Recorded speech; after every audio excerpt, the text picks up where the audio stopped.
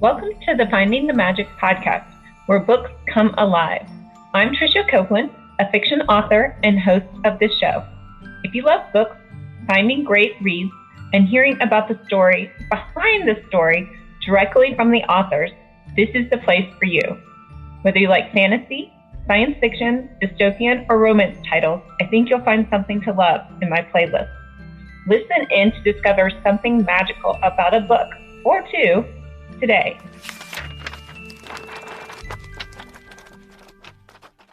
Welcome, Sasha.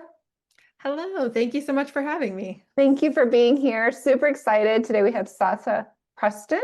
She's the author of The Sweetest Giveaway, a cozy heist, cozy mystery book. I've never read a cozy heist book, so dig in, tell me what this is, what the characters are, what we're going to read. Absolutely. So the story follows Jennifer, who is a wholesome, quirky woman who's originally from Michigan, but the story is based in Omaha. She has never broken a rule in her life. She is a rule follower. She loves history. She loves cultures. And her roommate, Nari, is a edgy entrepreneur who is always coming up with fun, exciting ways to make money. And some of them tend to bend the rules a little bit. She doesn't necessarily follow the rules. And so she comes upon an opportunity for them to make money where they're going to be stealing from the bad guys. And so she convinces Jennifer to join her on this crazy wild ride. And it turns into this scenario where they need to pull off a second heist. And they need to recruit additional, more experienced people to help them pull off this more complicated task. And everything seems to be going well until the cops end up on their trail. And they have to figure out how to still pull off this heist and then outsmart the cops as well. So it's this really fun journey. It's a very relaxed, lighthearted book with action and adventure. Where you get the opportunity to see Jennifer grow and evolve from a timid, shy woman into someone who becomes much bolder and is able to pull off much more exciting feats. Fun. And what age are the characters here? They are in their mid to late 30s. Okay, so sort of like Second Life almost, no, I shouldn't say second life, but remaking, rebirthing yourself, maybe. Yes, absolutely. There's actually a reference to that in the book where Jennifer realizes, she's nearing possibly the middle of her life and she's living in her daydreams. And she actually, if she continues to do that, she's never going to actually have these exciting experiences that she dreams in her mind. So she needs to push herself outside of her comfort zone, do something different, and actually have these amazing experiences in her real life. And why not rob a bank or something? Exactly. Yeah, just go for it. Sounds perfect. Next stop, the Louvre. Yeah, I was getting a little bit of like Thelma and Louise vibes based on the cover of the book. So kudos in the cover. It looks super amazing.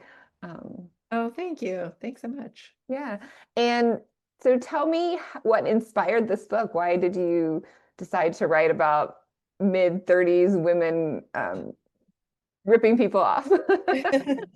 Absolutely. So I wanted to write something feel good. I wanted to give women an escape, and I wanted to inspire them to feel more bold and take more risks in their everyday life. And I thought, what are the genres that help you to do that? And I immediately thought of heist movies, and in particular, kind of those amateur heist stories where people end up in these wild situations that they never would have imagined that they'd find themselves in. And it kind of just grew from there. So I started with Jennifer's character and built around that. And it was so much fun to write. And I hope also a lot of fun to read and give people that sense of escape and joy. Yeah, I think is it an audiobook too? I'm working on the audio. Okay. Yes. I'm a big audiobook listener, so I was like, oh, it definitely sounds something like fun to read or listen to. I was thinking about this movie I saw. I think it was based on a true story about these women that start this coupon scandal and then they steal the coupons from Mexico or something like that. I don't remember the name of the movie, but then the tax guy is involved and I don't know if you have you seen that movie before? I've seen it. I don't remember what it's called either, but Yeah. it was super entertaining. Highly Yeah. recommend. Fun. And is this a series? Yes, it is a series. So it's the Sweet Escape series. The first book is a standalone short story that follows Martha, who is one of the women that's involved in the core team of the heist that takes place in the second book. And it's kind of her backstory that she goes on with, she's an entrepreneur, and she co-owns a mango mocktail business, and they are trying to expand into a new market, and a competitor is basically trying to take them down. So it's the story of them fighting back and getting what's rightfully theirs. So you kind of see how Martha became so tough, how she's so amazing at uh, strategizing through the main heist. You see kind of the roots of that in the first story, and then you see how she meets Nari, who is her connection to the heist group. Okay, fun. And so what do you have planned for the series? Do you have like mini books planned? Or are you going to follow the same characters? Yeah, absolutely. So I am currently working on the third book, which I'm very excited about. And it's going to follow our same core heist team with some additional characters running another heist in a super fun, different location. And I can't wait to share that with you guys. Fun. Yeah, and why did you decide to set it in Omaha? Have you been there? Have you lived there? Or... Great question. No, I've actually never been to Omaha. I am from Michigan originally, also like Jennifer. And what really interested me about the setting is I was looking for a Midwestern setting that has a lot more going on than meets the eye. So I think a lot of times people underestimate the Midwest. They think it's a wholesome place, not much going on, but there are actually a wide range of fascinating, diverse people with interesting stories, and there's a lot that goes on that you don't necessarily know about. And so I wanted a setting like that where people wouldn't expect a multi-million dollar heist to take place. And I wanted to show that, there are really dynamic and interesting people in the Midwest. Interesting. Yeah. Yeah, you don't think Omaha when you think big crime, but that's okay, right? I mean, Ozarks did teach us something. Yes, yes, you're right there. If you want to go a little darker, right? Yes, exactly. Yeah, I mean, this sounds more like an Ocean's 8 vibe, come to the Midwest or something. Yeah, I would totally agree. And so, in picking out this character, you said you grew up in Michigan, Jennifer grew up in Michigan. Is it a little bit autobiographical? Is she some of you, or did you take from other personalities? Absolutely. I think she is kind of a combination of myself and some other people, family, friends that I've known and loved. But I think I relate to her the most in the book. We have a lot in common, but I do also relate to Nari, and some of her fierceness, I think, is really exciting. And I love being able to embody that in my life when I can. And how did you write the book? Is it first person through Jennifer's point of view, or is it third person? It's third person, and we actually have 3 points of view. So the two main ones are Jennifer and Nari, and it's really fun kind of seeing that juxtaposition of how they're experiencing and planning for different events throughout the heist, and how they, um, you know, work through things. And then the third character whose point of view we get is Roberta, who is a amateur police officer that is assigned to their case, but kind of always feels like she's being ignored and she's not being taken seriously by her colleagues. So she really wants this case to be the one that she's able to break through and really bring these criminals to justice. So she brings that third angle that also adds some thrill and suspense to the book. Well, yeah, so that's a great idea because then that kind of ups the suspense, I would think, if you're seeing the good guys closing in on your main characters are sort of the bad guys, but or I shouldn't say guys, the bad, I don't know. Exactly. Yes, I The think law abiding citizens. exactly.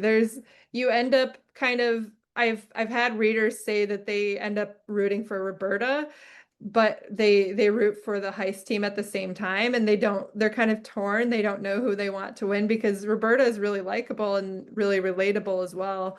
So it kind of gives that additional tension to the story. Fun. And it sounds like Jennifer and Nari might have like a little butting head situation here. If Jennifer's like, no, we have to, and Nari's like, whatever. Oh yeah, absolutely. There are a lot of scenes where Jennifer is, trying to talk some sense into her roommate. Like, this kind of seems illegal to me. I don't think this is really the right thing that we should be doing. And Nari, trying to convince her and bring in the moral element because of the people that they're going up against. Oh, So interesting. So we have a little bit of black and white and gray and exactly. There's a okay. lot of that morally gray situation going on. Like, is it okay? Do the ends justify the means? Is it okay to steal from a corporation that's doing awful things and exploiting people in other parts of the world? What action is justified in that case? And that's something that Jennifer really struggles with, and that Nari, uses to her advantage from time to time in order to convince Jennifer to do things. Well, yeah, I mean, it seems like you have a lot of issues going on here, a lot of things to think about on so many levels, in addition to this fun story. Yeah, absolutely. There are a lot of social justice elements to this story.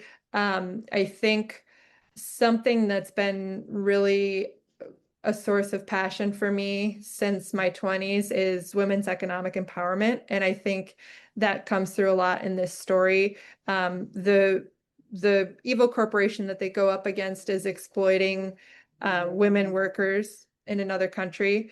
And kind of these women fighting back with the heist in Omaha are taking back their own power, and they're also fighting and defending on behalf of these other women that don't necessarily have that voice and that same platform. So there's this sense of camaraderie and teamwork and community and being able to stick up for each other, and that empowerment of stepping into your own and taking things back for yourself. And I think from an economic angle, that's one of the most powerful ways that women can take back their voices and take back their power. Neat. That, yeah, I so impressed on so many levels. Are you an author? Are you a writer by, is this your career or is this something new? Or how did you decide to write a novel? Yeah, so I actually studied political science in college, and I wanted to be an attorney. And then kind of my path changed a little bit. I went into marketing, which I love. I get to write and be creative all day, but it's kind of in a different vein. And this is much more fiction, creativity, creative writing that I've been loving, which I got started because I was writing short stories with my mom each week. We'd come up with a different theme and send it to each other. We'd take turns. And then there were no rules except you just have to write a short story on that theme and incorporate it somehow. And so we did that week after week, and it was so much fun seeing how different our creative inspiration was and how different our stories were. And it added a lot to my life, and it helped me to grow a lot creatively to just regularly produce stories. And eventually I had a few different friends suggest to me that I enter some writing contests. And I kind of took it as a sign, maybe I can write something a bit longer. Maybe I don't have to stick to just short stories. So I feel like the fact that I got that muscle moving with my mom made me a lot more open to the idea, and eventually just inspired me to take it all the way. And so it's been a really fun process. What a great connection. That is amazing. Yeah, writing for law would definitely be different than writing for marketing. Both a lot of writing, but one technical and one creative. So Yeah. a little bit different sides of your brain.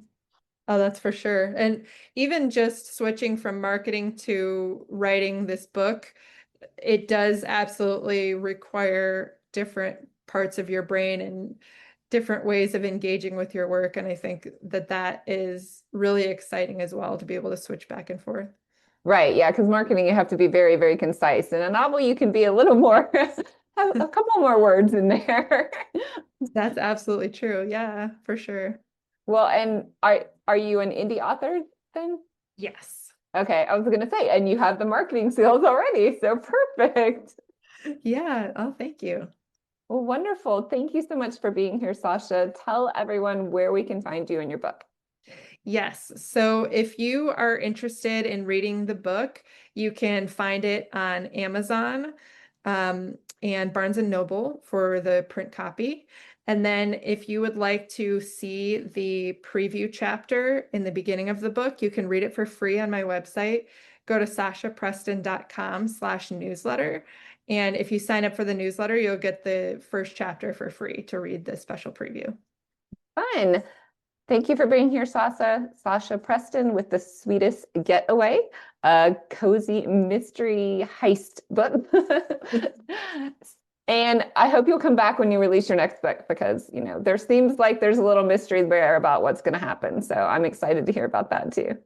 Oh, absolutely. Well, thank you so much for having me. It was so great to talk to you. Thanks, Sasha. Bye. Bye. I hope you enjoyed this episode of the Finding the Magic podcast. I'm your host, author and podcaster Trisha Copeland, and I love getting behind the scenes. If you like the podcast, make sure to subscribe and stop in each week to discover new authors and books. Thanks for listening, and until next time, keep finding the magic.